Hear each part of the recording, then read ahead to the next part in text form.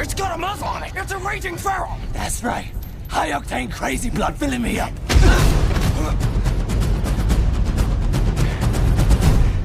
If I'm gonna die, I'm gonna die historic on the Fury Road.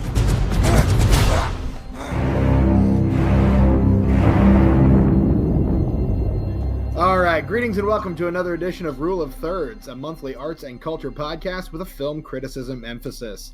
Each month, we watch 3 films and discuss and debate them amongst ourselves. I'm Stephen Foxworthy, and with me, as always, are my loyal cohorts, Samuel Dumas. Hello, I don't know if I'm as loyal as you think I am. That's my dog Max is making a surprise appearance on the podcast tonight. And also Caleb Dunkerson. Yeah. I guess I'm a cohort. I guess. All right. Good day, gentlemen. My co-host, I know that for sure. You're something, all right. Samuel Dumas is the quietest boy, and Caleb is the technical artiste that we all need in our lives. I think the term is wizard. I'm not willing to go that far, Caleb. Not Grand willing to wizard, go that I think. far. I thought he was I wouldn't say that. You know what? I wouldn't either. All right. Well, except for the part where I did. But you know what? It was just a prank, bro. Moving on. On this episode, we prepare for Hollywood Awards season by taking a look at the last 3 winners of an often overlooked but vitally important category, achievement in film editing. What did you say? The Oscars. The Oscars. I like them. I don't know about making a funny about the fact that you said overlooked category, and I said the Oscars. Whatever. Not a category. It's the whole award show. But I'm aware of that. That was a joke. That was a bad joke. No, it wasn't. It was Well, great. guys, this People just will got get awkward. it. Let's move on. Okay. But before we take a look at tonight's films, we must ask that age-old and essential question. Gentlemen, what are we drinking tonight? Indeed. What are we drinking tonight? Caleb? Sam?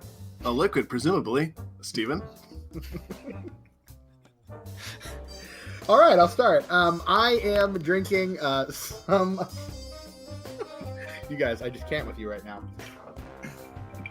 I'm drinking some Dalmore 12-year-old Scotch, and it is delightful. One of my favorite whiskeys. Very nice, very smooth, on the rocks, and it's delightful. 12 years old. What's the expiration date on that? I mean, that's got to be like about to go, right? Oh no, man! This is the quality stuff. It was a joke. Again, not a very good one. Well, I never said I was. Stick to the tech stuff, Caleb. Stick to the tech. I never said I was a very funny guy. Neither did anyone else. Well, hey, I'm drinking a thing as well, and it's not just a liquid. I mean, it is a liquid. I mean, that's what it is. Its primary state is liquid, but it's the Stone Brewing's bitter chocolate oatmeal bourbon barrel stout. That sounds delightful. And it's like a limited brew. Like apparently they've only ever brewed it once, and probably maybe will never brew it again. It's pretty good. It tastes really good. It's like, as you might imagine, bitter chocolate.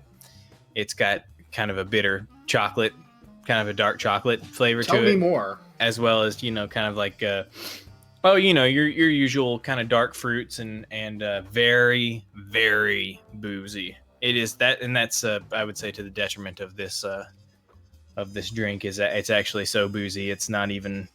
No, it's good. It's good, but I would prefer it to be a little less harsh because it is not a smooth drink. 11.4% alcohol by volume, and you can taste it. That's impressive. That is something else. Sam, what are you drinking tonight? I'm drinking the one and only Newcastle Brown Ale. Nice. I do like some Newcastle. It's okay. It's like every bottle tastes different than the last bottle. But it's like Sam, really didn't you know that Newcastle Brown Ale uses fish bladders? Like, how can you drink that? It's so gross. It's got fish bladders in it. I don't know what that means. It's a thing. It's every now and then on like those like fake news tabloid websites. They'll come out like with CNN? a list of. They'll come out with a list of like 10 disgusting things that are in stuff that you drink every day. Yeah, but I feel like fish bladders is in something that like Scotch. I feel like fish Yeah. bladders has something to do with It's a drinks made over there. yeah, it's like a clearing agent. It causes the beer to become clear and gets rid of the fogginess. It's a totally normal thing that's used in a lot of beer, but that Newcastle Brown Ale shows up in those lists for every now and then, and I was just making a joke. It was just a joke, bro. Caleb, this is your third strike. I'm gonna have to ask you to knock it off with the jokes, man. This is not good. Not good. But that's all I got. It doesn't say though that in local grocer looking at my beer selection, and I saw a 6-pack of Newcastle for $8. Then I saw the 12-pack for $11. So at that point, you pretty much have to. Yeah, I didn't want to commit myself, but I mean, it was like I had to. So now I'm committed. Well, if you're gonna go to buy the 6-pack, and there's that little of a difference between the 6-pack and the 12-pack, it's like, but the value proposition. Yeah, I have to. All right. Well, I'm glad that we all have some tasty beverages in front of us, gentlemen. Let's go ahead and get into our theme this month, as the world anxiously awaits the 89th Annual Academy Awards, and the films like La La Land and Moonlight vie for Oscar glory. We at Rule of Thirds are celebrating in our own way by honoring the individuals who are responsible for stitching together some of the greatest films of the past 3 years. Tonight, we're spotlighting the last 3 winners of the Oscar for achievement in film editing.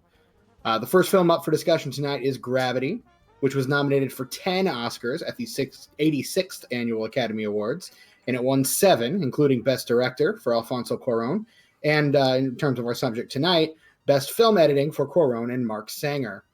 Gravity tells the story of a scientist on a special mission into space where she becomes the mission's sole survivor. While struggling to make it back to Earth, she comes to grips with personal tragedy and learns to hold on to life while letting go of past hurt. Gravity is about the triumph of the human spirit in overcoming the most overwhelming adversity. Caleb? Yeah, next up is Whiplash, which won 3 of 5 Oscars that it was nominated for at the 87th awards ceremony, including Best Film Editing for Tom Cross. Whiplash charts the journey of Andrew Neiman, a young jazz drummer, played by Miles Teller, who dreams of musical stardom, to be one of the greats, in his words. His hopes are alternated, thwarted, and spurred by Terrence Fletcher, played by J.K. Simmons. Phenomenal performance, by the way. Mm-hmm. The maniacal, sadistic band conductor at Schaefer Conservatory in New York City. The film chronicles the passion, sacrifice, and drive necessary for success, and the lengths to which a person will go to inspire someone to greatness. Not aspire. There's a difference. There is, or perspire for that matter. Mm-hmm. Yes. Well, the next movie on our list is Mad Max Fury Road. It's a high-octane thrill ride from start to finish. Mad Max Fury Road walked home with 6 of the 10 Oscars for which it was nominated. Sorry, I'm reading from a distance here. There was mainly technical awards, including Best Film Editing for Margaret Sixel, aka Mrs. Miller, in case you guys didn't know. Along with... Yeah, this is his wife, bro. Wow. Nice. Yes. Yeah. Along with Best Costume Design, Production Design, Sound Mixing, Sound Editing, and Makeup and Hairstyling. Fury Road combines incisive social... You got it. What? You're good. Yeah, I got this. Incisive social... I'm not illiterate, Steven. Well, not today. Incisive social commentary with nonstop action with top trappings of the best of the genre fiction, making it truly unique and affecting film about freedom, feminism, human rights, and the nature of power. Feminism. Nobody said anything about feminism. I just did. Sam just did. That's a fair point. All right, so tonight our conversation is mainly going to revolve around film editing, as all 3 of these films that we're talking about tonight were the winners of the Oscar for achievement in film editing. So let's start tonight our conversation by talking a little bit about film editing. So my first question to you, gentlemen, what makes the process of film editing so essential to what makes a good film? What is it about editing that is so essential to a good film? Film editing is what the film is. Mm-hmm. You can take a poorly written story, a badly directed movie, bad actors, bad music. It's how you put it together is what actually makes the movie. You can edit. You can take the same story and like footage and edit it in different ways and get completely different stories depending on how you edit it. It's the most unique thing it's the one thing that film has over all other arts that no other art has is that editing process. Yeah, because you could write a great script, but at the end of the day, it's just words on a page. Mm-hmm.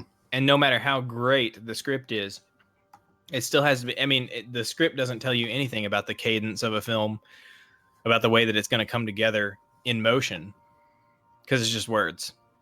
Mm-hmm. Yeah, exactly. I totally agree with what you're saying. It's the part where the movie becomes a movie. Yeah, it is. It's in my experience, it's the most emotionally devastating, difficult, exciting, fun, pain, hell, heaven you'll ever go through. Yeah, because I think you're the only one here that's actually edited a film. Is that correct, Yes. Sam? I believe Caleb has attempted a couple in the past. Is that true, Caleb? Well, I edited a film you can find on the YouTube if you go to youtube.com/ I don't know what it is. It's called The Statement of Randolph Carter. It's called The Statement of Randolph Carter, and it was a film that me and Sam did in what was that? High school? Junior high or no high? It was high school. Yeah. Were we like sophomores probably? It's not like that.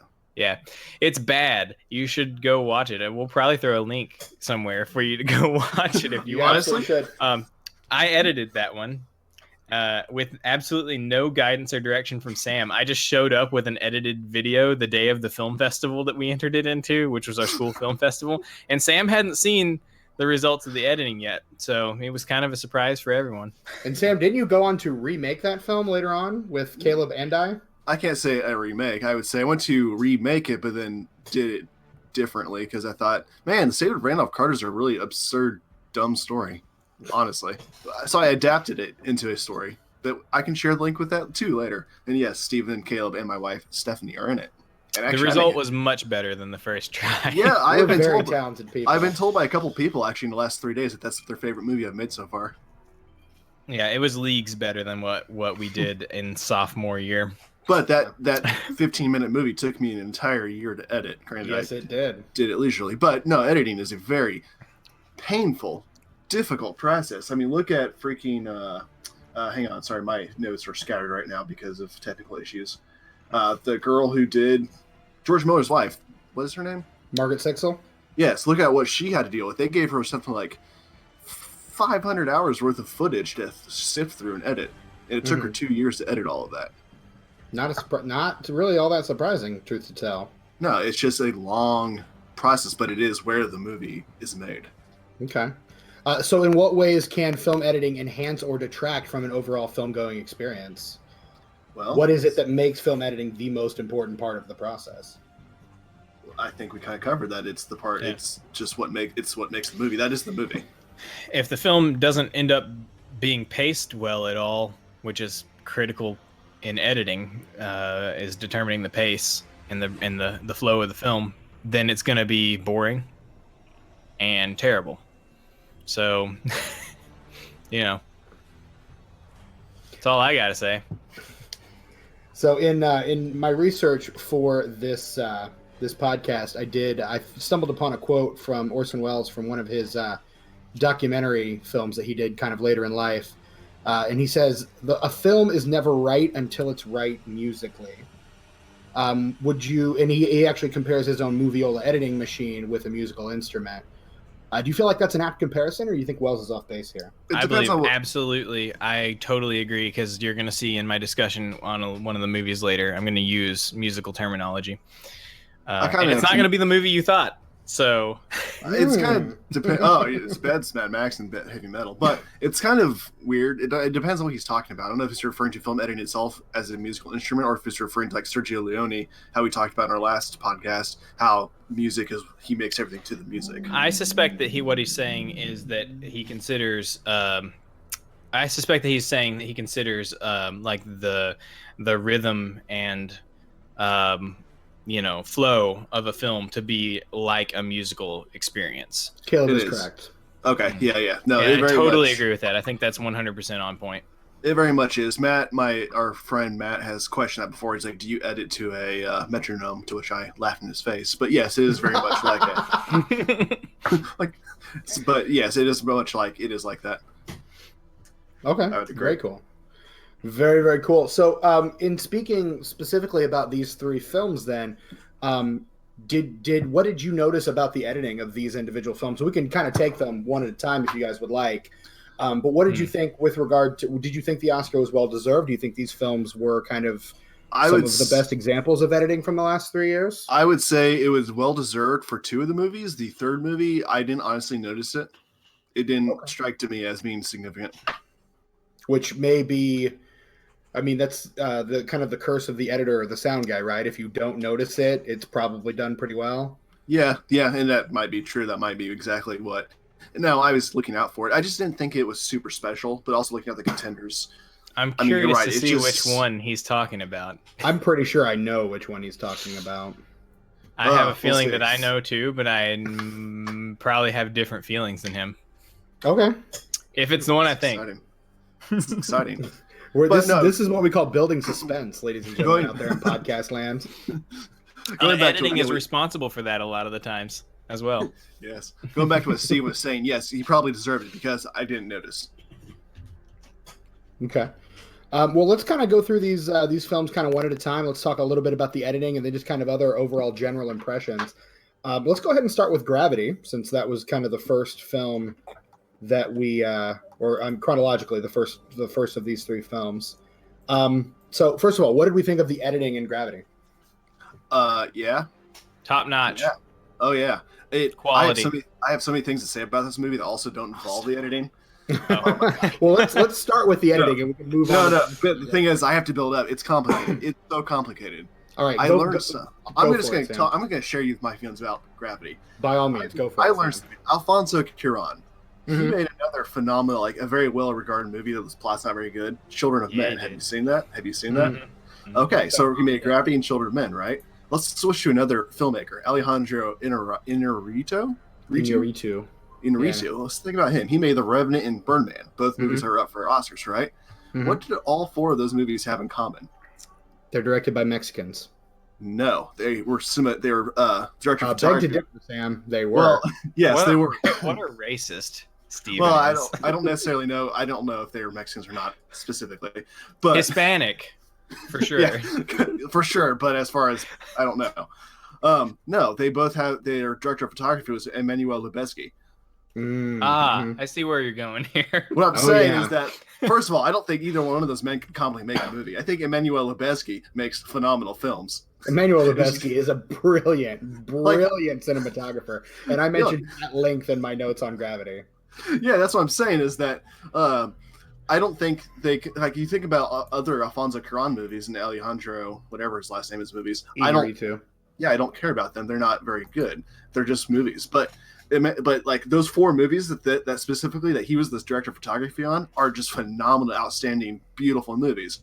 So with Gravity, it was harder for Emmanuel Lubezki to achieve his signature style, which is the long shot, the tracking shot. I'm using incorrect terminology actually, but his shots are they have no cuts. With Gravity, it's much harder to do in space. So the film editing plays such an important role here.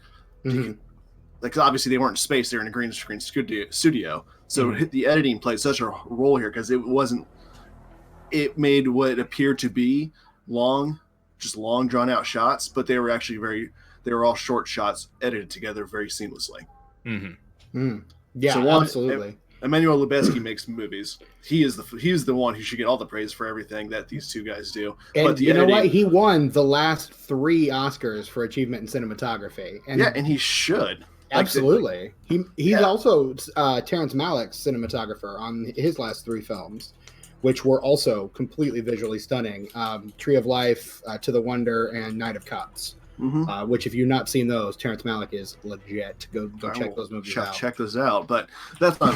But this is where the editing for this movie was so effing amazing important because it made a guy who has a visual style that cannot work in the movie that really shouldn't work in. Yeah, and I completely agree about Lubezki. He is absolutely wonderful, and that opening scene of the film, that just kind of one long extended shot from the planet to seeing the what's it called, freaking space shuttle, that's what it is, kind of float into view, and then kind of zooming in on the astronauts and spinning this way, that way, every other which way, until the debris hits, is absolutely incredible, and probably among the greatest opening tracking shots in film, probably second maybe only to the opening of Touch of Evil, which is one of the all-time great openings in film. Let's be honest. But no, I thought that was absolutely beautiful, the way the whole film. Yeah, go ahead. Also, that's not actually a long tracking shot. Again, that's where the editing plays in. It's actually a couple different, two, maybe three shots at the most edited seamlessly together. I did read online that was a 12.5-minute opening shot. I don't believe that. Okay. Well, I saw some. Regardless, it's all CG, so yeah, it's not like it really was a shot in the traditional sense anyway. That's true. Well, I mean, hey, if Avatar can win Best Cinematography, then that's so let's just burn this world down. Let's just do this. I mean, honestly, what's the point of this podcast anymore? What's the point of the Earth? I don't know. It seems pretty insignificant out there in space. Yeah. Just burn it. I don't think anybody will even notice on a cosmic scale. Caleb, your thoughts on the editing of Gravity? Oh, man. Gravity. Oh, Gravity. So Gravity, right? Am I right, guys? So right. What a seamless transition from one thought to another, Caleb. So basically, like, the International Space Station scene. So this is what I think is so unique about it. I guess it's not really unique. It's just every one of these like action scenes followed by like a lull in the action that happens in this movie has some sort of significance to the development of Ryan Stone, Sandra Bullock's character, as a character. And what I think is really interesting about this one is that in the previous lull, where they're just making their way to the ISS from the destruction, from the ruined hull of the space shuttle. Wreckage, that's a good word for it. I thought so. Is that that's like our first moment of real unguarded character development, where she explains what happened to her daughter dying and whatnot. And so we really get a sense of the fact that she has issues dealing with loss and like an inability to let go. And like immediately after that, as they arrive at the ISS, she has to deal with letting go of George Clooney, which, I mean, it's got to be hard for anyone to have George Clooney in your clutches and have to let him go to drift out in space. Because I mean, it's George Clooney. I mean, let's be honest.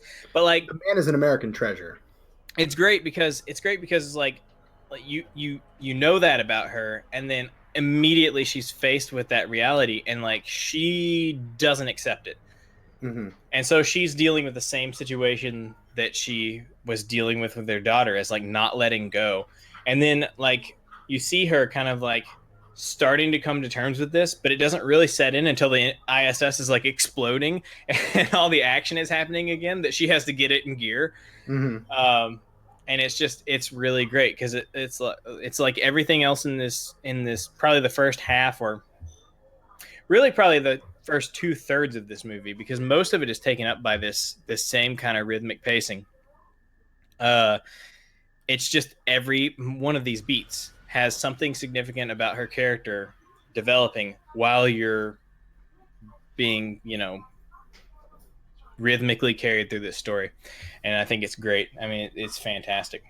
And the pendulum swing from action to catharsis and back again, it's like a pendulum, the whole movie.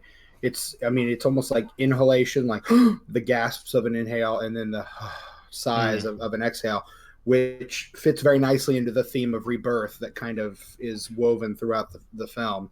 So even the editing captures that theme right really very well. I would say, yeah, definitely on a macro scale, this movie totally nails its tone and pacing. Like on a micro scale, I don't know for sure. I didn't really pick up on like individual scenes or cuts as being super significant in the way that they were put together. Which is something that I did notice in one of the other movies, is that like the kind of the heart of what was great about the editing in one of the other movies, which we'll get to, is how it is edited together on a micro scale, but not so much on a macro scale. This movie, like the overall rhythm of this entire film is phenomenal, but like when you analyze individual scenes, I don't think that there's too much to dig into moment to moment. So that would be the only criticism I'd give it. I mean, you know, everybody knows I love to nitpick, but I'm allowed to pick some nits here because we're talking about Oscar winners for editing. So you are an Oscar winning for editing film. You're gonna get some nits picked by Caleb. I just don't think this film. I don't think this film, on a moment to moment basis, has necessarily stand out. It's totally competent, but not necessarily like completely stand out editing. There was no individual shot that I thought was so well put together that it really took my breath away. It's just overall it was very competent, and on a macro scale it was really cool. I mean, that's my thoughts on Gravity. For me, as someone who just has a completely irrational fear of my many irrational fears, because let's be honest, I'm a phobia machine. But I have a completely irrational fear, and it doesn't make sense, and I know it, but still it terrifies me, of just hurtling off into space apropos of nothing. Seems unlikely that that's going to happen to you, Steven. Yeah, that's why it's irrational, Caleb. No, how is that irrational? How is that not like a legitimate fear? I'm scared of that. No, okay. It's pretty rational, assuming you would find yourself in that situation. Yeah. Right, but with that in mind, this film was absolutely terrifying in moments. You know, when they're like sliding around and she's like grabbing at cords and parachute strings and door handles, and I'm just like... It really is a horror movie at those moments. And that's what I say. I mean, for me, really... There's a lot in the shooting, in the cinematography, and in the editing that really reminded me of some very classic horror movie elements. There were a couple of jump scares. There were just kind of the way different shots were framed, and the way that editing, that kind of inhale exhale of the editing process kind of worked. It all seemed very much like a horror film, which definitely helped in terms of building tension overall. And it raised the stakes, so the tension is high, and then the use of the suspense elements kind of as another layer to that really helps. But I mean, yeah, for me, this was very much a horror film, not just because of the irrational fear that I have, but also just kind of in the way that it is and it isn't, because it's shot like one, but it's definitely not a horror film in any traditional definition of that word. Certainly not a slasher film. No. Oh, that was very slasher-esque. I mean, think about it. You had a female protagonist who's constantly running from the bad guy, who represents phallical things. How? I mean, spaceships, little pieces of things just hurtling at you at hundreds of thousands of miles an hour. Okay. Oh, Sam. Okay, whatever. I think you're reaching on that point. Well, I'm 3 beers in at this point, so. Okay. I also want to say that the use of sound and the way that the sound was edited was completely effective and really quite brilliant. I thought the film editing and the sound, or the sound editing and the sound mixing, were every bit as good as the film editing for this particular picture. Particularly. The ambient sound, and then like the diegetic stuff within the spacecraft, the lack of sound outside of the spacecraft, except what would be picked up naturally through the vibrations through the bodies of the astronauts. That was actually really cool. That's something that I noticed in particular is like impact sounds on the various objects, spaceships, whatever. How they came through as like kind of guttural vibration sounds rather than like what you would normally hear as a sound, because it's space. There is no sound, but those vibrations would still carry through and create some sort of sensation. I thought it was really well done. And I think actually go ahead. Sorry, no, you go. You're continuing. I was gonna. Oh, okay. Well, I was just gonna say the way that is done. Honestly, the fact that is done so well, excuse me, adds to and elaborates on the kind of the realism that's captured through the way that it's shot and the way that it's edited, the way all those disparate pieces put together create a cohesive, real feeling experience. It's a very immersive film. It is, which is, and part of that is the way that it was shot with the kind of rotating camera. Part of that was the way that it was edited and cropped together. Part of it was the sound, but all of those pieces together really make for that immersive experience, which was really fun. And not an experience I have at the cinema very often. Yeah. Well, I honestly was going into this thinking, I thought it was gonna be another movie I was gonna snub because that's what I do. I didn't. I was like, I didn't. I was like, this is actually a really good movie. I mean, I don't think Alfonso Cuarón is good, but I already mentioned that earlier. You did. No, she finds the bodies on the space station. Her and Mr. George Clooney there. That would actually be because like they edited such slight shots that you got like, especially when their little friend out there in space who got killed, the Indian guy. She briefly looked at a picture. He showed a picture of his family. You felt emotion for him. That would be due to that micro editing. Yeah. Mm-hmm. I can see that. Yeah. So you get a lot of it. That's true. Yeah. That was a good moment. Yeah, because you get a lot of emotional impact. Not a good moment, but no, because Right. like that's the thing is you knew that Effective. character for all of 5 minutes. Yeah, that's true. And then, but like you were still emotionally devastated that he was dead. And you never see his face through the entire film. Except for when they showed his face. Well, you see a hole through. You see a hole through his face. Right, Yeah. but not his actual face. Which kind of drove it even further, and I'm like, dang. Yeah. Yeah, there was something really savage about the way they showed that visual. But not For sure. distasteful. Right. Not Yeah. distasteful. It wasn't gratuitous. It was just kind of like real. It was like, oh my god. Yeah. Yeah, Like, that's exactly. That's what even drive it even further home. You're like, damn, the stakes are high. Right. Exactly. Yeah. No, it was. I ended up liking that movie a lot. Yeah. I thought it was really, really well done. Not my favorite movie of the three that we watched, but still very, very good. Very, you can see why. I think I like it better after talking to you guys about it. I may need to go watch it again, but there were a lot of things. Honestly though, I'm gonna be frank here. Sandra Bullock, meh. Did you see I've been a big Demolition? fan of her since Demolition Man. Have you seen Demolition Man?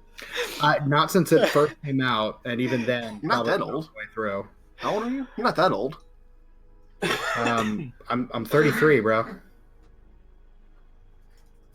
How old is Demolition Man? I think it's like a mid '90s movie, right? 1993. 1993. 93. So Early.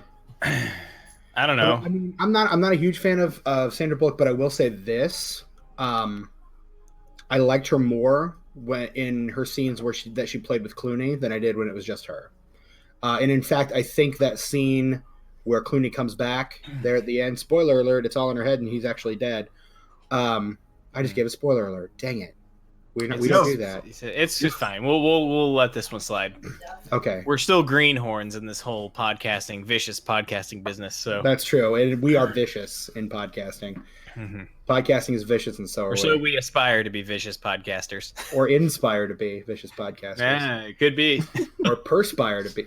At any rate, that for me was one of the best scenes in the film because it made me ask so many questions, and then when I finally realized what was happening, that it was in fact all in her head. Yeah, which dawned on me about 20 like the seconds time that he before opens actual the airlock. reveal. Yeah, I'm sitting there going, Because okay, you're like, well, that wouldn't happen. well, is that's she what I not thought. dead? I How thought, is wait he a not minute. dead? That's how space works. Is this what Yeah. Black Santa guy was criticizing?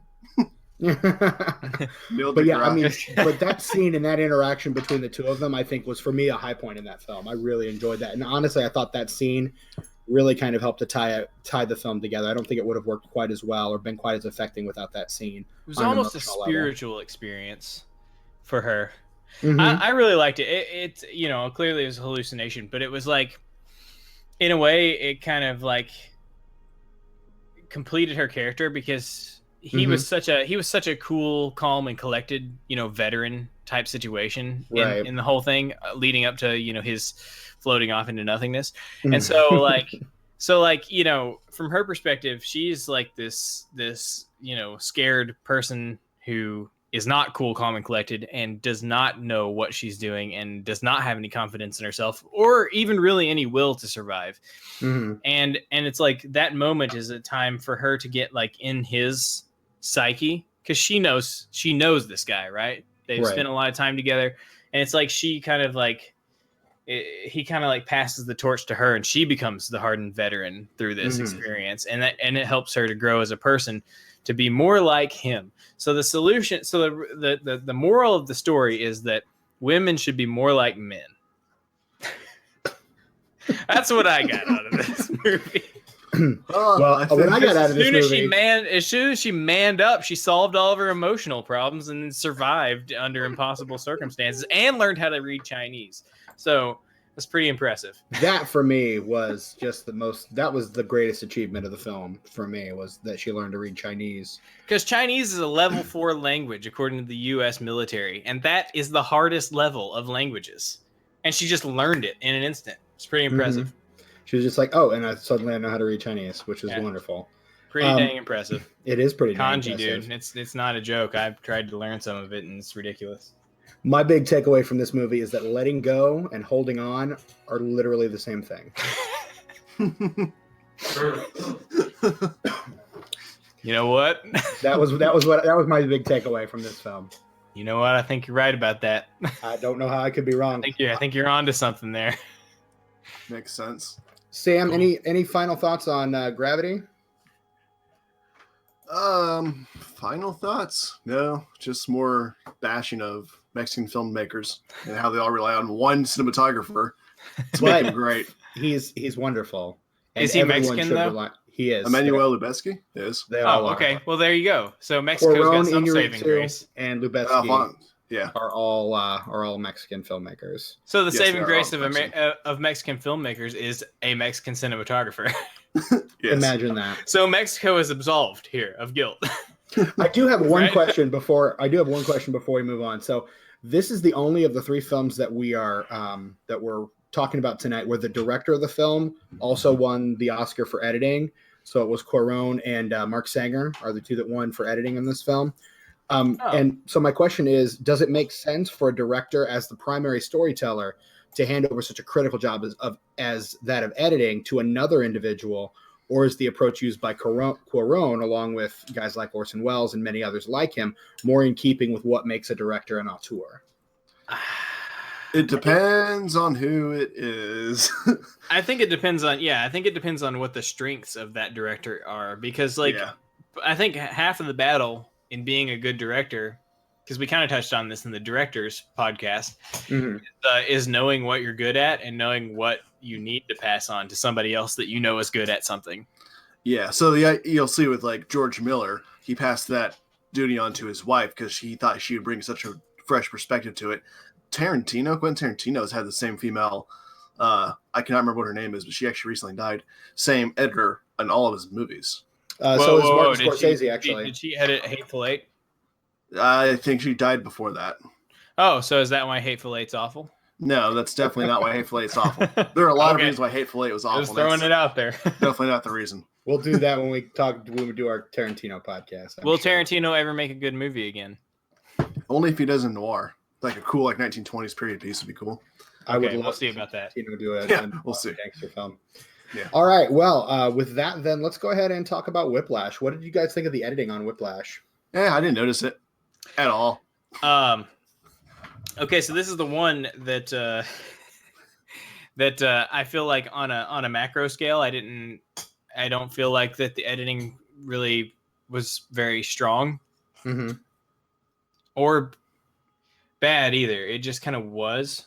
Yeah. Okay. But on a micro scale, I think this movie was edited like in individual scenes, the way that individual scenes are put together. I think there are some really phenomenally edited scenes in this movie. And the one that I want to point to, because this kind of encompasses exactly what I'm talking about with this movie, is the scene where Andrew, whatever his last name is, I can't remember. Neiman is whenever Neiman has his first day playing with Fletcher's band. That scene, that whole scene where they're playing the first, song, he from the moment that they arrive in that room, it is so well put together and so effectively expresses everything you need to know about that situation. I loved it. So like, what I loved about that scene in particular is like from the moment like everybody arrives and the mood in the room is light. Like the camera is panning around. You're seeing all these people doing stuff. They're chatting. They're whatever. They're just college students, right? Mm-hmm. And then the moment that clock strikes 9:00, silence. Everything is silent. Crap, I got ahead of myself. So an important thing that happens before that is that Neiman shows up and the core drummer tells him to tune the set. And that's critical that he tunes the set, because he goes in there and he's kind of like I said, the mood is light. The whole experience of that scene is that it's a kind of a light, not a super tense situation. He's tuning up that set. He's not particularly like on edge or like, focused on this, on the job at hand. He's just doing his thing. Then the clock strikes 9 and everybody goes silent. It's the most tense situation. The camera is scared to look. The camera is afraid to look at Fletcher like in the face. Like you don't see Fletcher aside from shots of his feet walking along the floor, because the camera is too afraid to even look at him until he gets to the coat rack.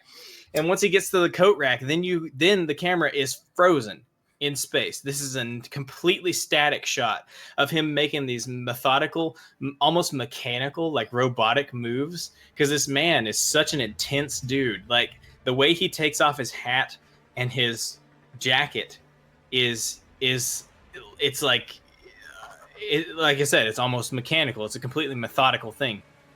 He approaches the podium or whatever you call it.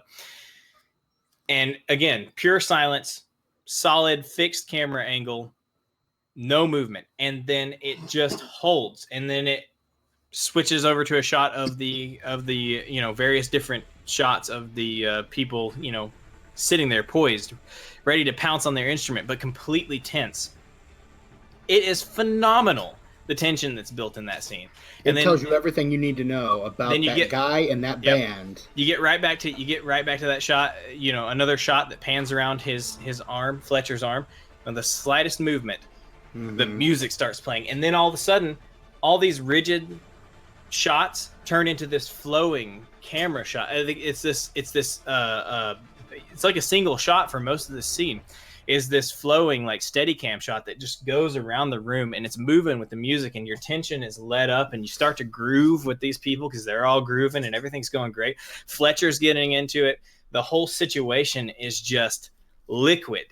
And then out of nowhere, stop, and everything goes solid again. The camera becomes rigid. The scene becomes super tense. And then he starts calling out somebody's off tune. And then immediately you get a shot of Andrew's face, and he's like, and you're thinking, did he screw up the tuning of that drum? Mm-hmm. And he's thinking, did I screw up tuning this drum on my first day? And it's just, and the whole scene is so tense as it pans across these people who are terrified of this man. And then he finally gets around to Fat Boy. I forget his name. And then there's the whole Mars bar thing, and all that stuff is great. And then that's such a great line. Such a great line. And then he kicks him out of the room, and as soon as he's out of the room, he's like, everything laxes again. It relaxes, and he's like, he wasn't even out of tune. You were out of tune. Blah, blah, blah. But the fact that he didn't know was even worse. Exactly, and it's so great. Like the way that scene was shot and pieced together was so phenomenal. I loved it. Well, and that to me, and I think you just described why I enjoyed the editing of this film so much, because it's almost like a jazz composition in the way that it's set up. The way that the film is edited, the way that the film is pieced together, you feel the music. And so when I heard the Wells quote, and music is such an important part of this film. I mean, it is what drives this film, every moment of this film. So when I heard that Wells quote about the musicality of a film, I immediately thought of Whiplash, and I immediately thought of just the way that the camera moves with the music and the way that the scene for me that really felt very much like a jazz piece is the scene where Andrew gets in the car accident. Right before he gets into that car accident, he is running from the venue back to the car rental place because he forgot his sticks.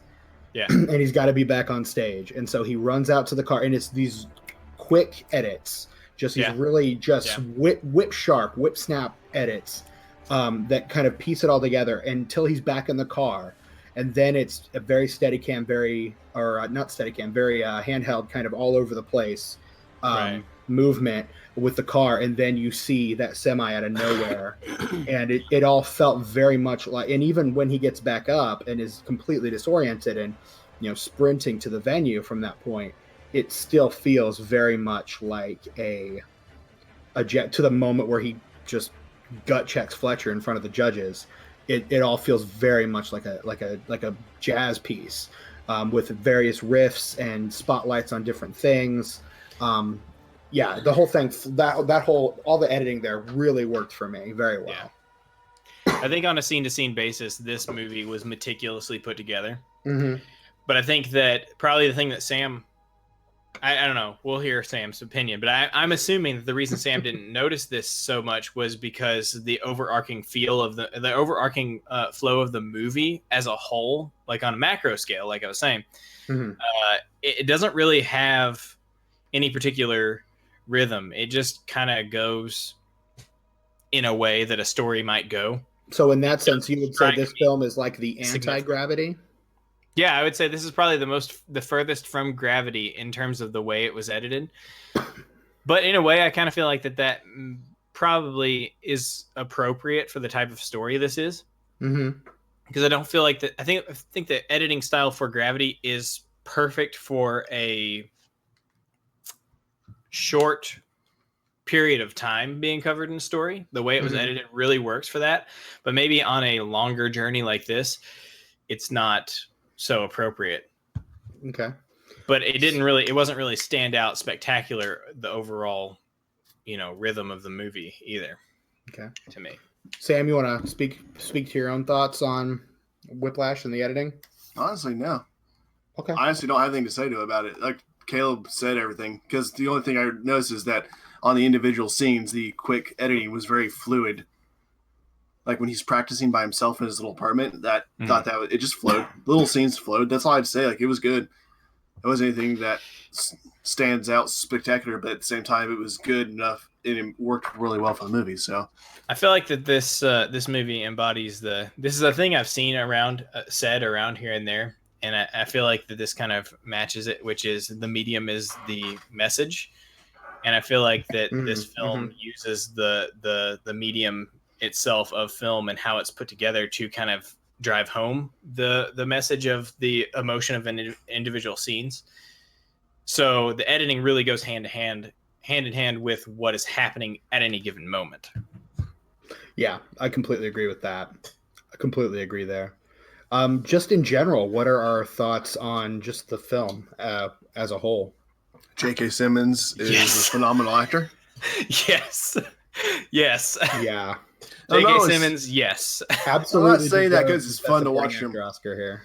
Yeah, I'm not saying that because it's fun to watch him berate everyone. I'm saying that because it's there for me. A good actor is an actor that has natural rhythm to them, in which you can believe they're a human being when their acting actually sucks you into a scene, just like subtle movements that they do.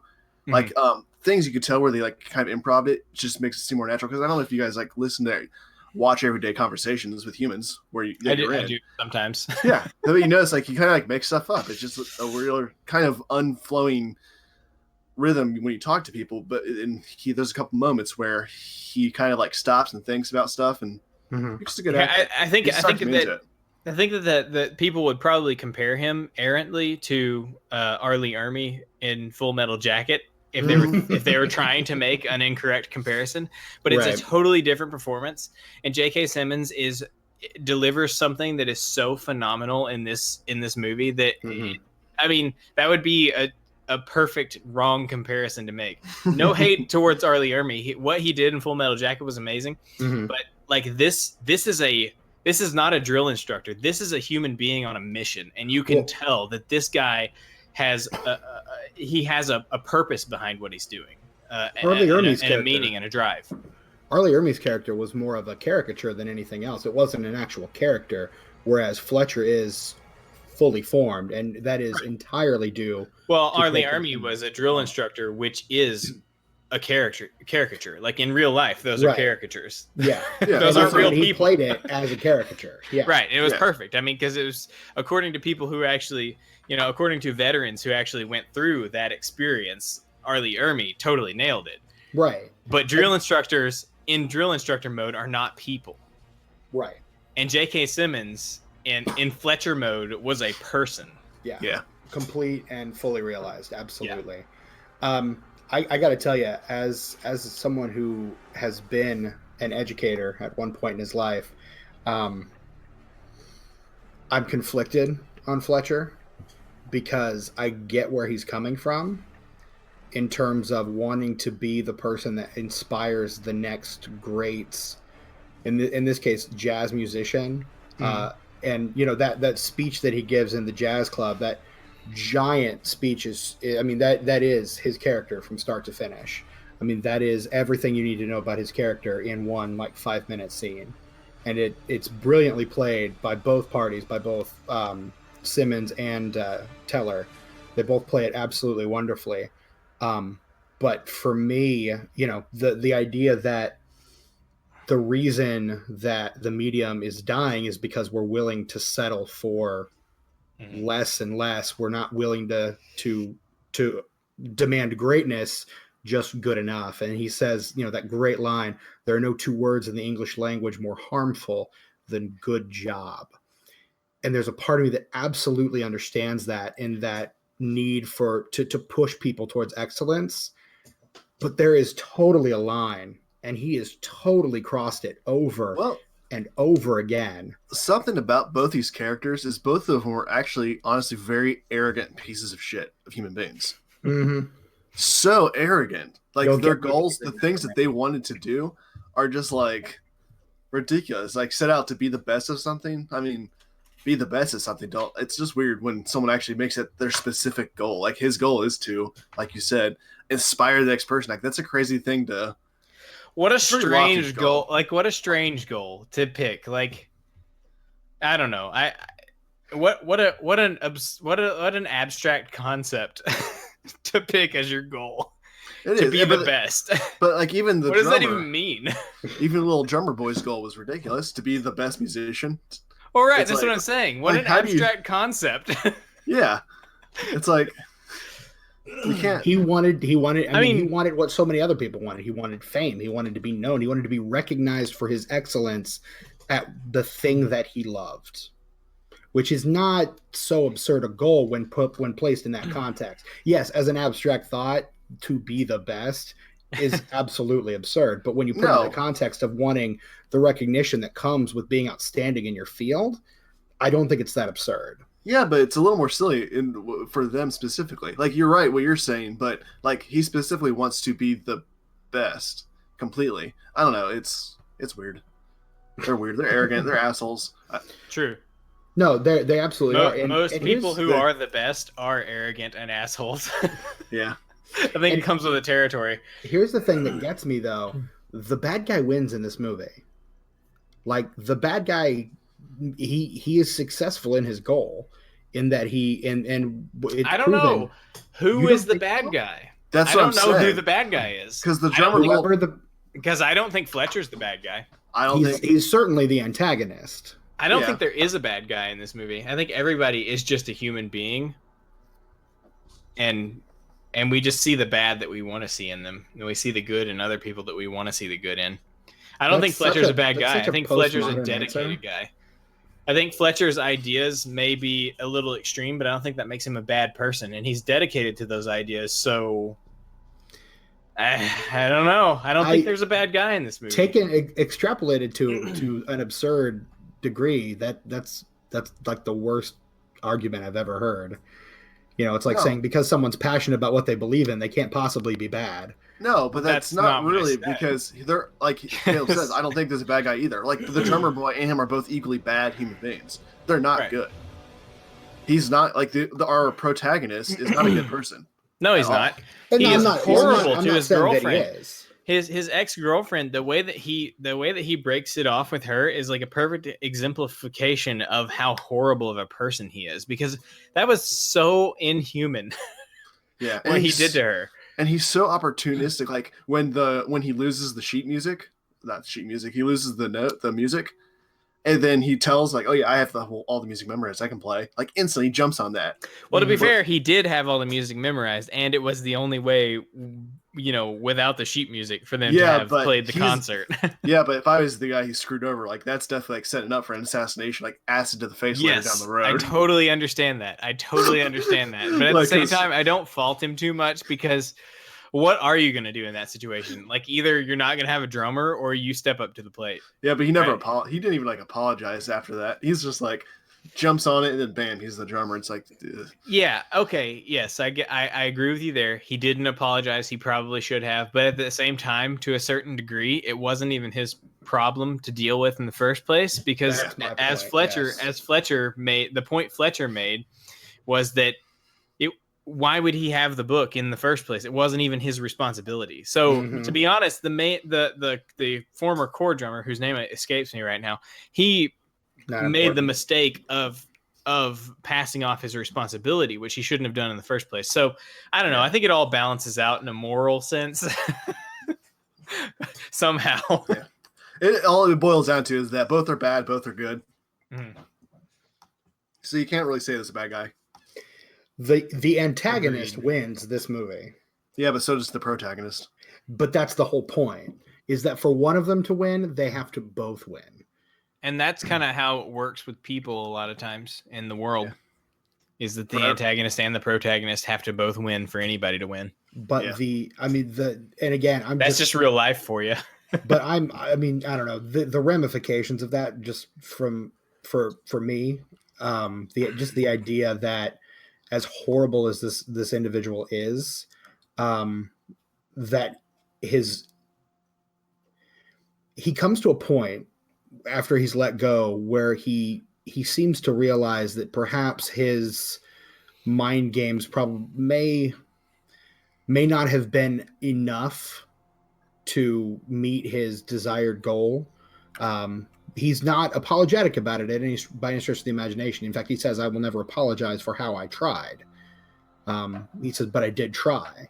But then at the end, he ultimately finds out, oh, no, wait, I was absolutely successful. I crushed this person so much that they are now amazing, because they've refused to buckle down, and I have driven him to his absolute best in this clutch moment.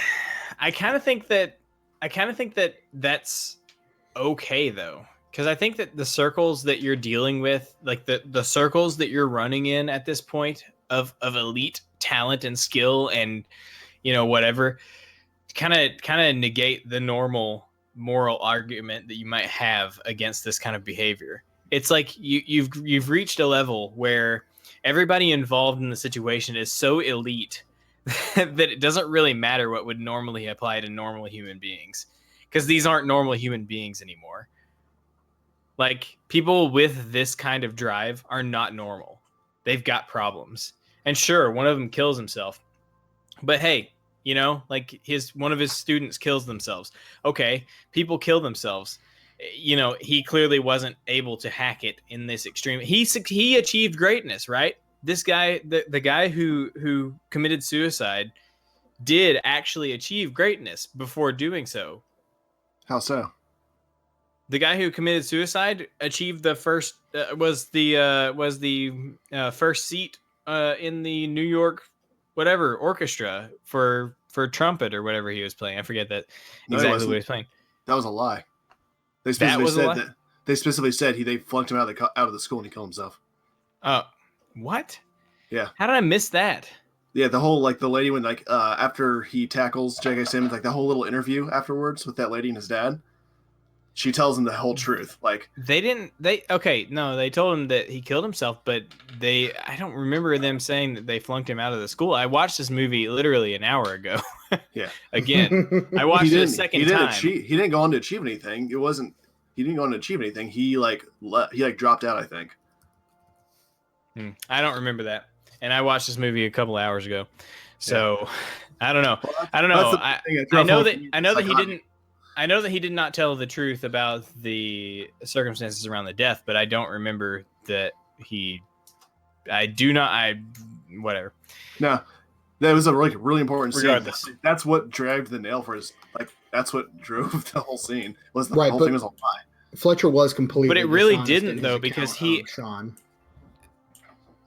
Say again. No, Fletcher is completely dishonest in his account of Sean's death because he said Sean died in a car accident. Right, he lied about how the death occurred, but what's to say the rest Sam of it says was a lie as well? Well, okay, yeah, but Sam says that drove the scene, but it really didn't because he was still. I mean, because Andrew was still on board that he did not do anything, that he hadn't done anything wrong until way later in that scene.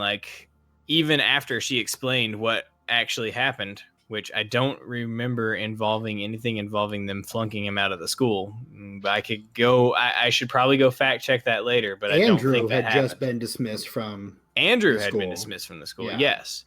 But the guy who committed suicide, I don't believe that. I think that Sam's got his facts mixed up. No, but you say it's not driving the scene. The whole point of the scene, the whole thing that made him decide to betray J.K. Simmons, to betray Fletcher, is because of that. She said, wasn't the family, because she said that initially. What ultimately turned him around is that she said that the family didn't want to sue for money. They wanted to make sure that he doesn't do this to another student. The initial explanation of him committing suicide was the first thing that was said in that scene, and after that explanation, he still said. Andrew still said he didn't think that he had done anything wrong. So after she explained what the circumstances were, he was still not on board. It's after she said that they weren't suing for money, they were suing to make sure that he doesn't do this to another student. That's whenever he made that decision. So I don't know. We'll have to go rewatch this movie again to find the true facts. But I'm gonna stand by what I think, which is that guy did achieve what Fletcher said he achieved, but that he still, couldn't handle it emotionally, what the emotional damage that was done to him. Whatever. Well, doesn't change the fact. It doesn't change the fact that, sure, this guy was emotionally damaged by this situation, but I don't necessarily know that I don't know. I don't know, man. I don't know if that's necessarily a bad thing. I don't know that Fletcher was necessarily wrong. Because I guess this whole conversation came from Steven kind of asserting that Fletcher was definitely the wrong one here, and I don't necessarily know that that's true in this. Just because at this level. Here's why I say that. Just because Andrew was willing to submit to the torture doesn't mean the torture in and of itself is not morally reprehensible. And I won't disagree with you that it's morally that it's not morally reprehensible, but at a certain point, I think I'm saying it is morally acceptable. I know. I'm not disagreeing with you on that, but I'm also saying that at a certain point, I think it's kind of acceptable when you get to this level in these kinds of specialized things. I refuse to believe demand that. I mean, you wouldn't walk into a high school and do this to high school students in Algebra 2.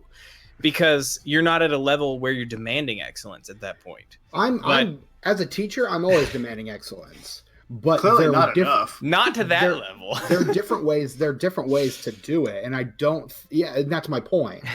Is that there's a line and he's crossed it.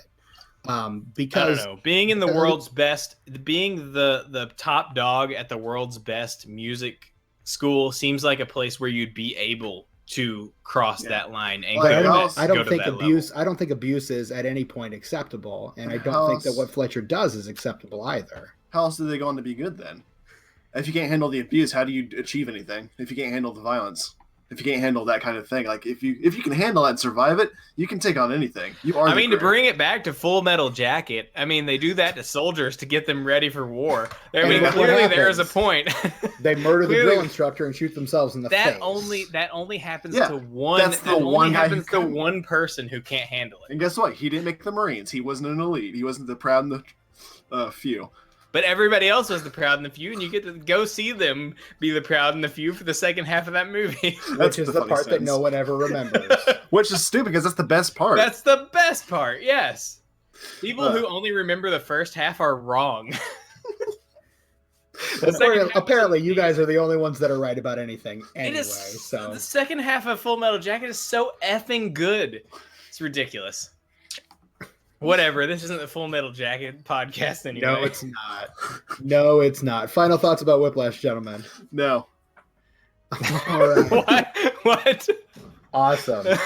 I liked it. I think it was good. My third favorite film of the last decade. I liked it too, and I'm not going to argue that. I'm not going to argue that opinion of yours. You're allowed to have that opinion. I know I argued that. Thank you, Sam, for being the first one to validate anything that I've said tonight. I appreciate that. Yeah, no problem. You're allowed to have it. It's a good movie. I can definitely see it being someone's favorite. I do want to say kudos to Damien Chazelle. Kudos to Damien Chazelle for not jumping on the blockbuster bandwagon like every other director his age in Hollywood today. For sticking to his guns and making the auteur films that he wants to make. I see what you're saying there. So I think that's kind of remarkable, because he's only like 30. He's younger than I am, when kind of makes me wonder, what I've done with my life. But that's neither here nor there. Well, you needed a little more J.K. Simmons in your life. I want to say well done, J.K. Simmons. Best performance since playing J. Jonah Jameson. J. Jonah Jameson in Spider-Man 3.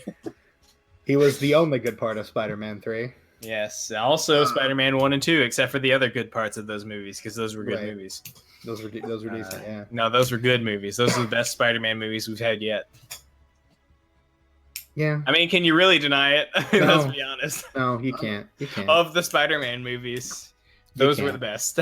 Yeah. All right, so let's finish up with Mad Max Fury Road.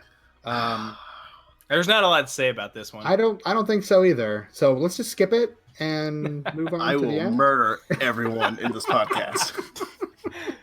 That was a threat. You heard it here first, folks. Sam, why don't you go ahead and start us off on Mad Max, because I know you really want to. Mad Max, guys, is a movie series I've been watching since I have been 6 years old. I know everyone hates Thunderdome, but fuck you guys. Thunderdome was it's a fun movie. I haven't seen it. That's okay. It's the very first Mad Max movie I ever saw. Yeah, same here. And that's the movie I grew up on. And then at the age of 9, my mom bought me the original Mad Max on VHS, which she probably shouldn't have done. But that movie is in weird. retrospect, bad idea. No, I don't know. That movie was weird. The first time I saw it, I didn't know what was going on. But for some reason, I kept it and watched it at least once a year. Then before I learned to like it. But Mad Max to me is one of the most influential movie series in my life.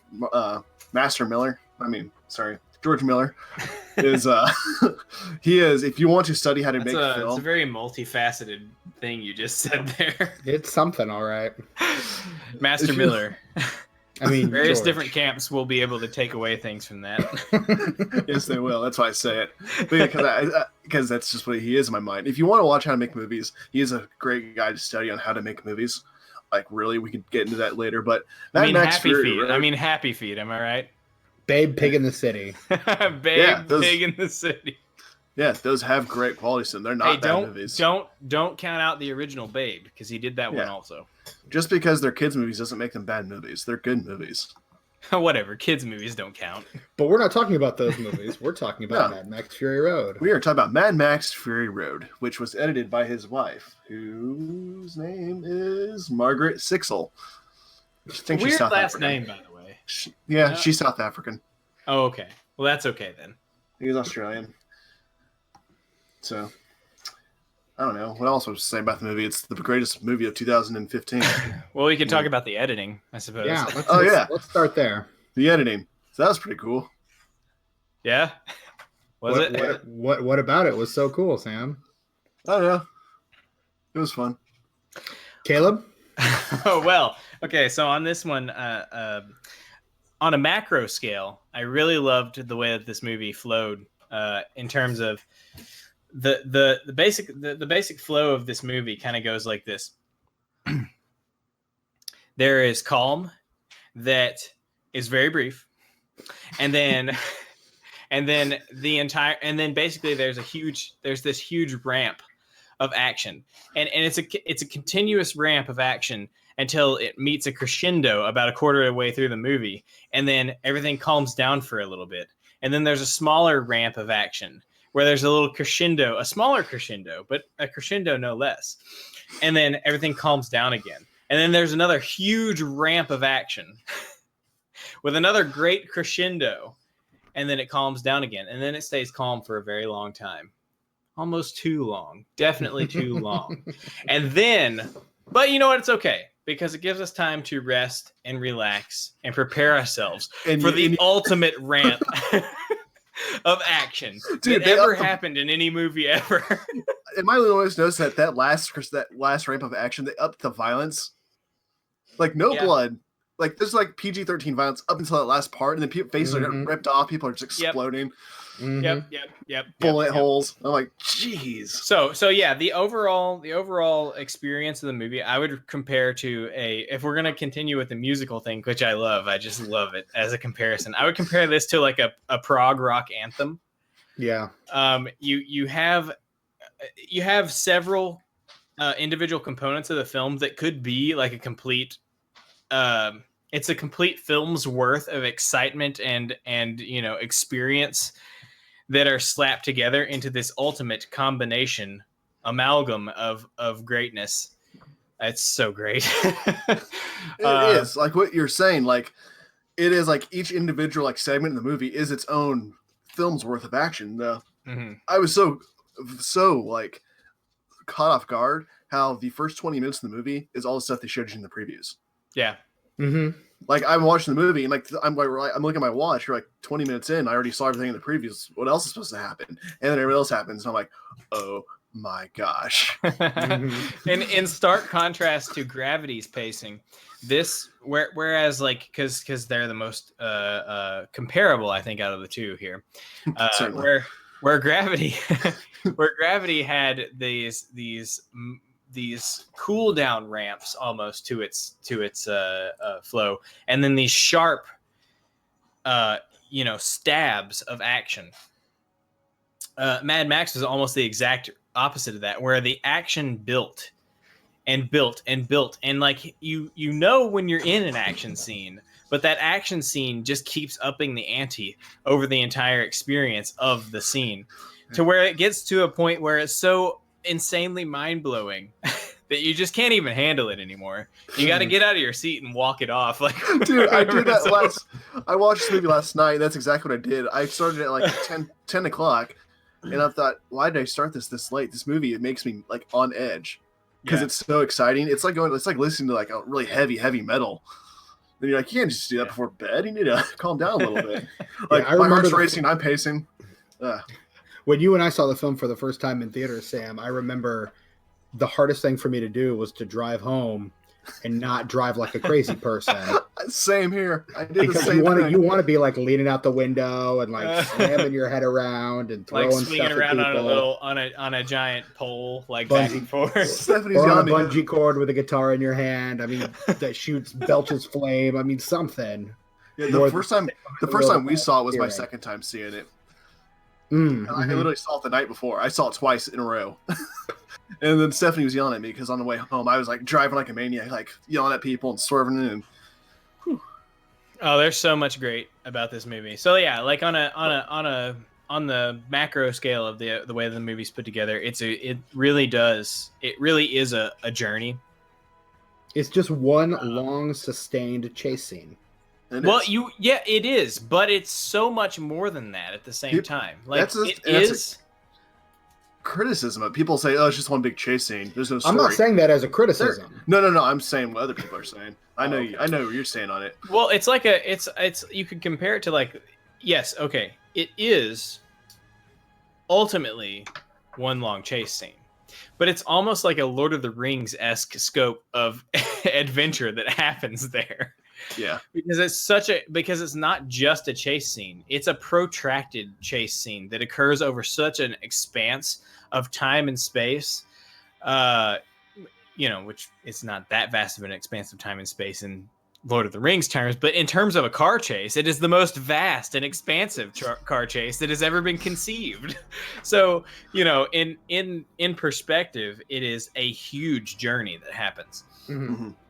And it feels like it. You get to experience so many different locales. There is so much the different the tone and feel of different scenes and stops and points in the story give you such a different experience that you really feel like you've gone on a vast journey, even though it essentially is just a car chase. And I feel like that in some ways it's like one of the most well realized fantasy worlds I've ever seen. Mm-hmm. It's so effing well realized. It's amazing. And that's why that's actually one of the reasons I always refer to George Miller as Master Miller, is because the way he does that is through such subtle text. Unlike a lot of movies where they have characters like that, where they like, hey, look at this character, look how interesting, cool this character is. He gets weirdos and he has strange characters, but they're just always they're there just enough to make the world very immersive. And and honestly, he doesn't talk down to his audience. He doesn't feel like he has to spell every little thing out. Not at all. The way that they speak and the way that they interact, based on the context of what they're saying and how they're saying it, you absolutely completely understand. Yeah.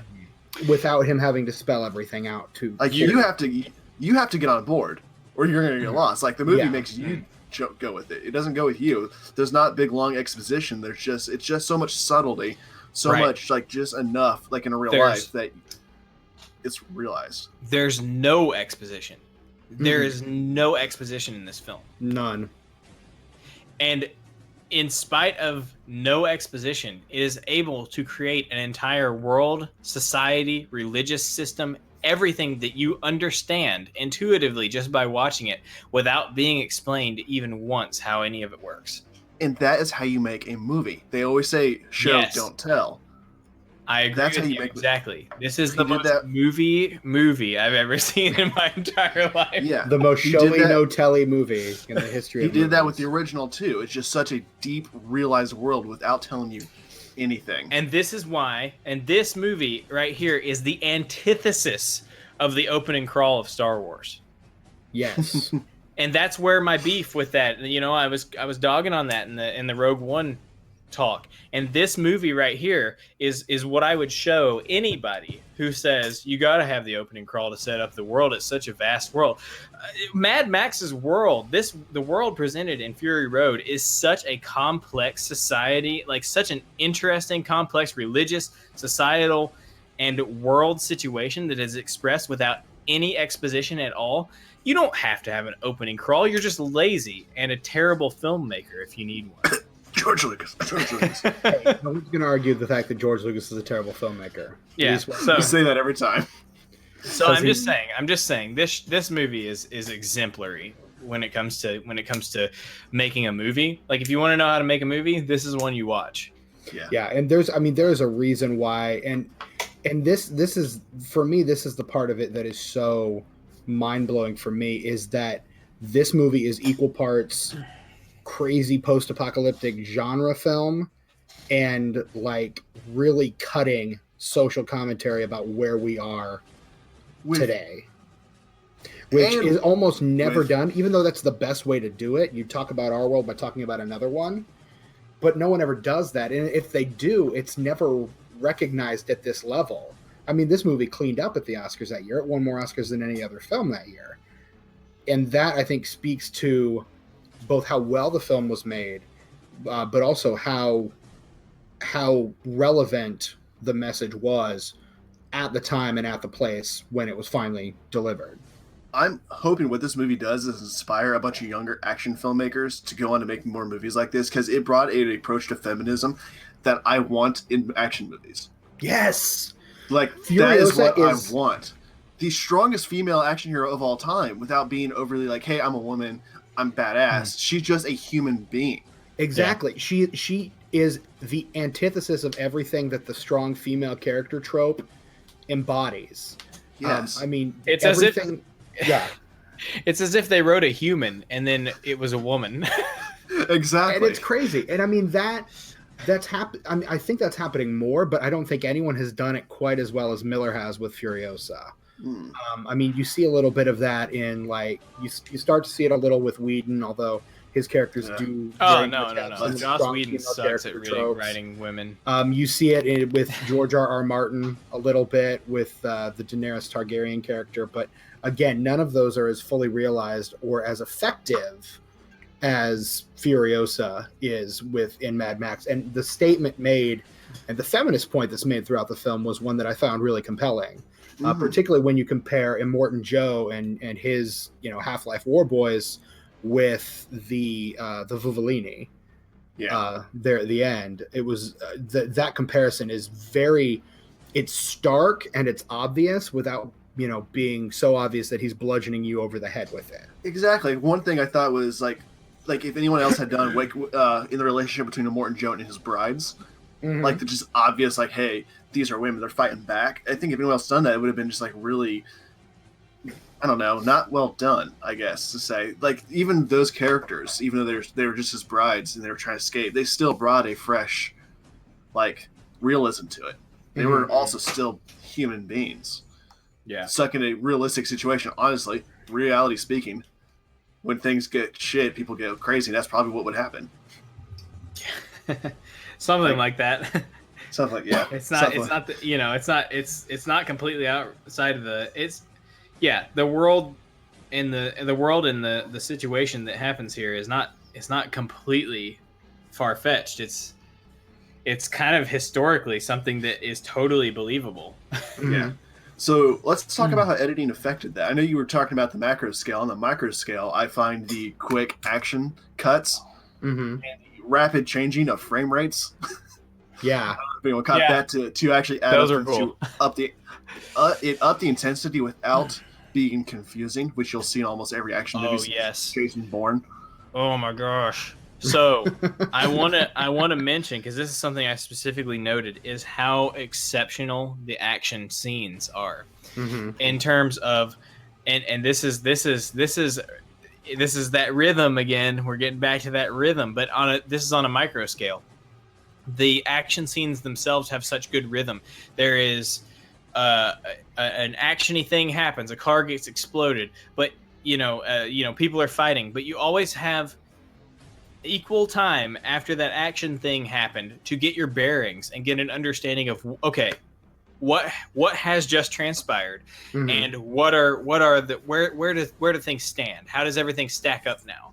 And then as soon as you've got your bearings in the scene, more action happens. And it's all a continuous scene of action, but there's an ebb and flow to the moment where, fist meets skull and people are getting killed, and then where everybody is reassessing the situation. So you never lose track of what's happening, which is something that happens. Losing track of what's happening is completely par for the course on every other action movie you'll ever watch right now. But this movie does not do that. This movie gives you the time in the moment to process what you've just seen before it hits you with something else. The lost art of catharsis. It's beautiful. Yeah. Caleb's crying right now. Guys. I cried several times during this movie. Just the overwhelming emotion of this experience was so great. It is. That's what catharsis does. I mean, that's why catharsis is such an important part of filmmaking. You need that to. I mean, that's your breath, and when I find myself in large cathartic moments. When the tension has been built up so much, shedding a tear or two just because, oh my gosh, the tension is over. We can relax a little bit now. Yeah. It's a thrill ride. your For heart rate sure. will definitely go up because, like, even the music plays such a huge factor into it too. Mm-hmm. The music was very grindy, it sounded like an engine of itself. Mm-hmm.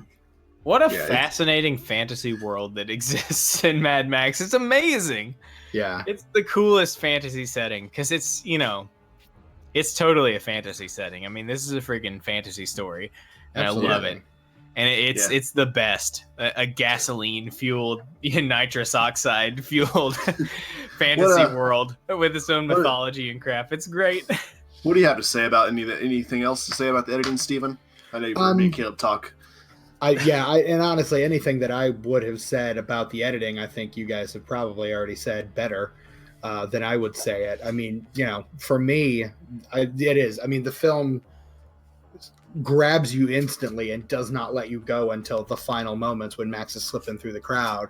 I mean, you're invested, and it drags you along, and you're like completely happy to just be, strapped to the back of this car, flailing about on the dusty desert road, because it's the experience is so, again, so immersive and so incredible that you're kind of like, all right, yeah, that's fine. I'll just flail around back here. That's no big deal. Yeah. So, any criticisms of the movie, guys? No. Anything bad we can say? I have some more good things to say that are not editing related. Well, looking hard enough, I could probably find a criticism in just about anything. I mean, I wasn't really looking for. I mean, I enjoyed all of these movies. I wasn't really going in looking to pick any nits here. But that having been said, I don't know. For me, there were things that surprised me when I watched it again. Because this is probably the third or fourth time that I've seen this movie. I never remember how quotable the dialogue is in this movie. Mm-hmm. So that's always something that really surprises me. And I was completely blown away by its ability to do two things so completely well. Because I generally watch this movie and I'm like, this is a really great action movie. Or I sit down and I watch this movie and go, man, this movie really has something to say.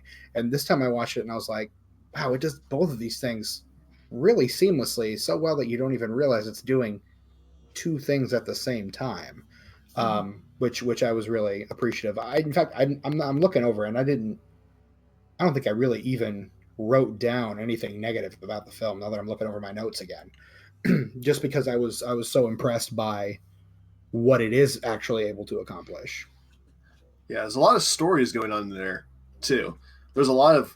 I was buying my copy here at a local video store, and the guy had to get it out of the case for me. He was like, this movie is really good if you think about it as a whole story for Nux. If you think about Nux as the main character, the movie makes so much more sense. To which I almost punched the guy in the face, knock him out cold, because that's not how life is. And right. I like this movie because this movie was like life in respect that there's a lot of characters and a lot of development going on for a lot of people. Mm-hmm. And those who don't develop, they die. They get lost in the past, like Mortem Joe. He insists on being Mortem Joe. He died. Well, why are you mad about him? Why are you mad about what he said about Nux? Because I think that's actually and I don't think that you should look at it as the singular focus of the movie, but I think that it's an interesting and important plot point that probably a lot of people don't pay attention to. To which I just said, what he's saying is that if you think about the movie as a movie about Nux, it's a better movie. It just makes more sense. And he's saying, agree with. because he's one of those people who I think was saying like, there's not a whole lot of story to it. Oh, well then he's just wrong. Yeah, I do actually because he found a story in it. Well, what the heck, man? It's like you found one of the stories. Congratulations. How are you criticizing this movie for not having story? Let's look at the other stories going on. Yeah. Right. I think Nux's story is great. Mm-hmm. I really do, and I really love how. What's interesting about it is kind of a statement. Well, I don't know if it's really a statement. I don't really know where George Miller was going with this religious aspect of it, but I do think it's interesting that he becomes disillusioned with what his belief as religion was. Nux does because of learning about the fact that I don't know. I don't really know what his transition, to thinking differently is exactly, except for that it's involved with one of the brides whose name I don't know because do they even all have names? They Probably, do. but I don't know them all. I'll find it. But him kind of like falling in love with her, which I believe is kind of the catalyst there, kind of breaks breaks the spell, his spellbound dedication to Immortan Joe, and kind of like makes him recontextualize what he believes. What do you think, Sam? I mean, Well, I want to hear what your thoughts are. Because I don't know where he was going in with the religious aspect of it, because there's a lot of things that can be taken away. He kind of becomes disillusioned because he keeps failing the religion. Yeah, he fails miserably. He well, becomes and then like she tells him that maybe it was his quote manifest destiny not to be awaited those days. Yeah. Capable, I think, by the way, I think she showed up at the right point at the right time, and then he just latched on to that. Like, I think he already has broken away from it, anyways. And I think and I think that what happened there is I don't think that he stopped believing his religion. I think that he recontextualized his beliefs and found Immortan Joe a false prophet. Because in the end, he says, "Witness me."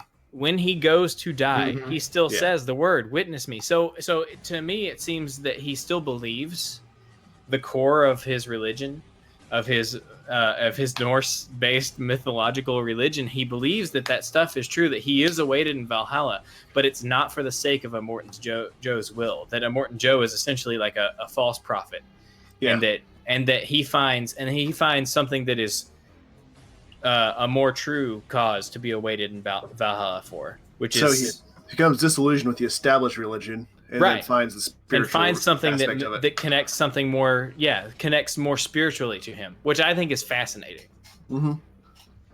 Very, very, very. I have one nit to pick with this movie, though. Really? I do. You have a nit? I of all people. I the resident nitpicker, has no nits. Objectivity, Sam. Well, for a world that's really sparse on gasoline and oil and water, they sure do use a lot of it. Yeah, they do. Yeah. Well, you do have the one guy from Gastown who's like calculating all this stuff, and he's like, we use this and we use that and we use that. So he seems to be concerned about how much they were using. Well, I'm glad I can relate to one character, not the character I want to relate to, because holy shit. That guy, like, periodically you'll see him just like sitting there rubbing his nipples, and that's weird. And that giant swollen foot that he has. Yeah, that was kind of messed up too. Man-Eater, that whole character is very off-putting. Man-Eater, I think is his name. Human. And his nose grill. I mean, who has a nose grill? Well, he probably doesn't have a nose. The People Eater is his name. Oh. The People Eater, yeah. Yeah, there's a lot of, even I like the villains too, because like, again, that goes to the thing, is you have actually like really terrifying established villains, like, because the People Eater, People Eater's his name. Yep. He's in the movie only for like maybe 3 minutes of screen time. He really gets very little time, but you already have a villain. You have an established like villain, and you'll see a lot of that in the original Mad Max. Yeah, where someone's there for just a little bit, but you already are sucked into like, this is a character, this is what they do. Right. And the names really kind of help you figure out who these people are too, like like Furiosa, like she's angry, you get that. Yeah. The women, the brides. There's Toast the Knowing, Rictus Erectus, the Splendid was her name, Angarad, Capable, the Dag, and then Cheeto the Fragile. Cheeto, of course, is the one who ends up going back to Immortan Joe. Rictus is the big strong son. Say his whole name. Rictus Erectus. Rictus Erectus. Yeah, that makes sense. Yeah. Who, according to one fan theory I read on the internet, eventually becomes the Humongous. I don't like fan theories. I think they're pieces of shit. No, this is I consider this to be the last great fan theory, because fan theories are what's ruining the internet. Yeah. That and Donald Trump, but that's another story. Memes. But this is a fantastic film, and I love it for the subtext. I love it for the action. I mean, there's so much going on here that we could probably pick this movie apart for days and still find things to talk about.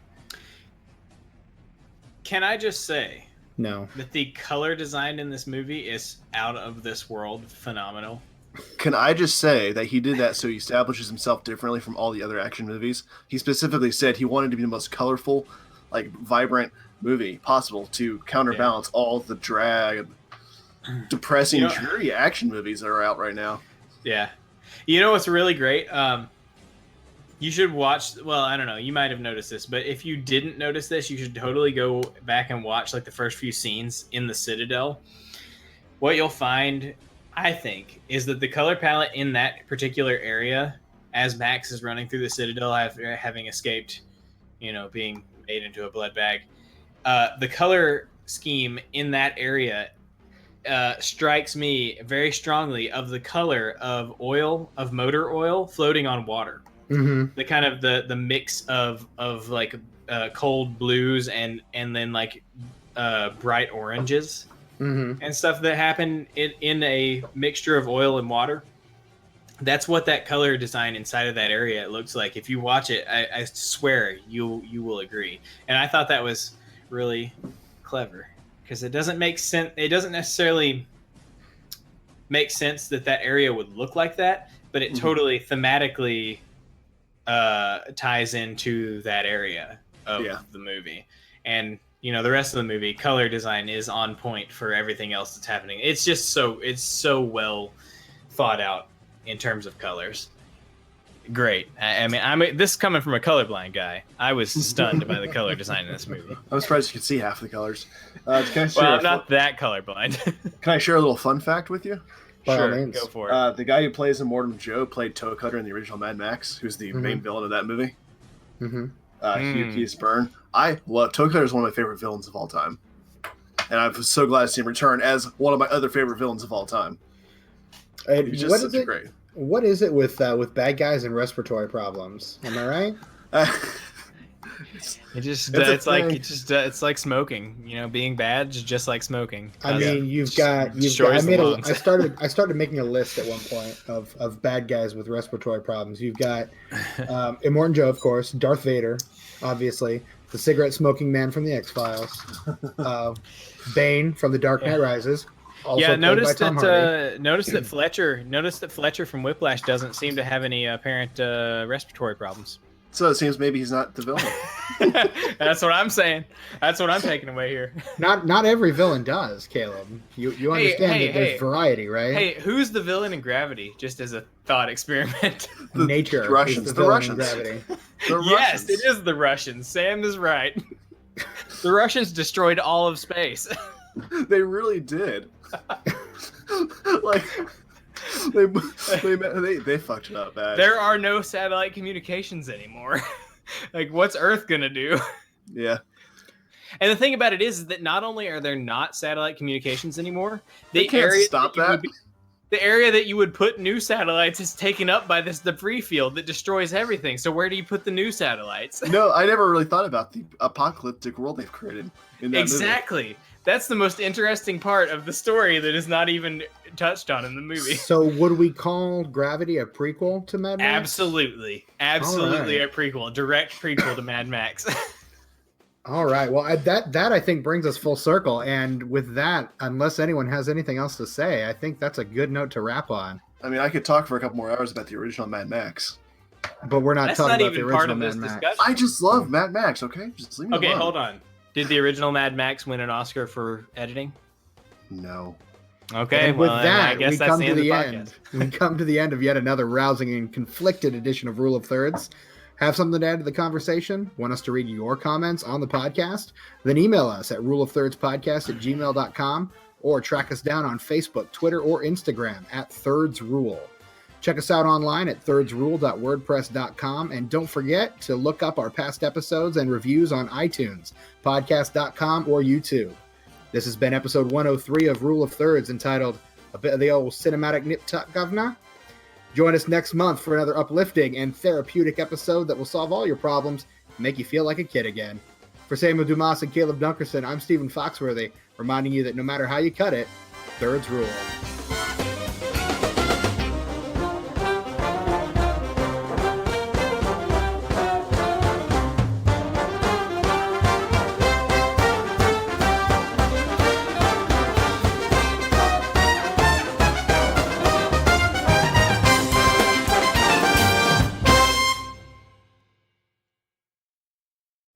by a bunch of fucking limp dick, sour note, flattered on their girlfriends, flexible tempo dipshits. Got it?